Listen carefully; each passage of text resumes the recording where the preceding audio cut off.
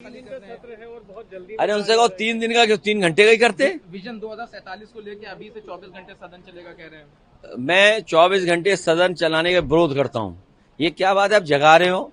अरे तुमने कोई काम नहीं किया 9 साल में, अब तुम 24 घंटे जगाओगे किसी को? ये कहाँ का पागलपन है भाई? स्कूल मर्जर के अलावा और कौन से मुद्दे रहने वाले? महंगाई, गरीबी, बेरोजगारी और जिस तरह अन्याय हो रहा है। विधानसभा सत्र शुरू हो। देखिए, ये वोट का जो मसला है बड़ा है।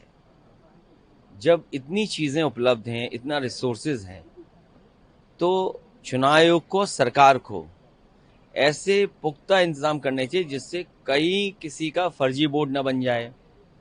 और क्योंकि बीजेपी एक्सपर्ट थी वोट बनाने में, वोट कटवाने में, और सबसे ज्यादा फर्जी वोट भी बीजेपी ने बनवाए।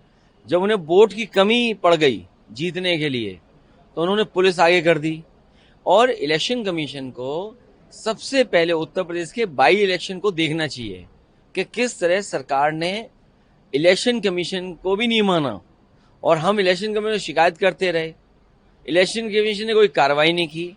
आज भी अगर इलेक्शन कमीशन उस समय के जिस डिस्ट्रिक्ट में बाई इलेक्शन हुए थे उसके जिला अधिकारियों को सस्पेंड कर दें, भारत सरकार टर्मिनेट कर दे, इलेक्शन कमीशन उन जिलों के जिला अधिकारियों को अगर सस्पेंड कर दें, भारत सरकार उन जिलाधिकारी को टर्मिनेट कर दें, तो यकीन मानना कोई वोटर लिस्ट में गड़बड़ी नहीं होगी, किसी का फर्जी वोट नहीं बनेगा, किसी का वोट डिलीट नहीं होगा, किसी का वोट बूथ से नहीं हटाया जाएगा।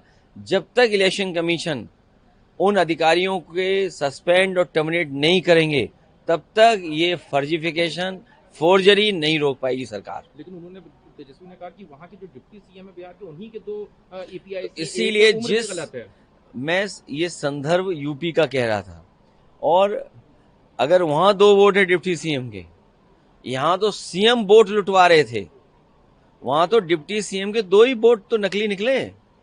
यहां तो सीएम बूथ लुटवा रहे थे। कोई कल्पना कर सकता है कि बूथ लूटा जाएगा आपका, और वो भी सीएम कहेंगे तब बूथ लूटा जाएगा? आप बताइए, अयोध्या में जो शिक्षा विभाग के अधिकारी अपॉइंट करे थे, जो दूसरों को ड्यूटी दे रहे थे, वो कौन थे? इसी तरह मीरापुर में, कुंदरकी में जो कमिश्नर हैं, डीएम है, एसएसपी हैं, एसएसपी के अब वोट बढ़वाने के लिए अपनी फौज लेके घूम रहे थे। वो एसएसपी घूम रहे थे कि वोट बाहर मत निकलना घर से। क्या हमने आपने वो रिवॉल्वर नहीं देखी जिसमें महिलाओं पे रिवॉल्वर तान दी? तो इलेक्शन कमीशन सो रहा था क्या भाई? इलेक्शन कमीशन के इसीलिए तो हम सफेद चादर देने गए थे। क्यों देने गए थे? तो जब अधिकारी ही अपराधी बन जाएंगे, वोट छीनने के लिए, तो ये कार्रवाई कौन करेगा? सरकार को कार्रवाई करनी चाहिए, इलेक्शन कमीशन को कार्रवाई करनी चाहिए। अधिकारियों को अपराधी न बनने दें। इलेक्शन कमीशन से हमारा निवेदन है और सरकार से भी ये निवेदन है। कल से विधानसभा सत्र शुरू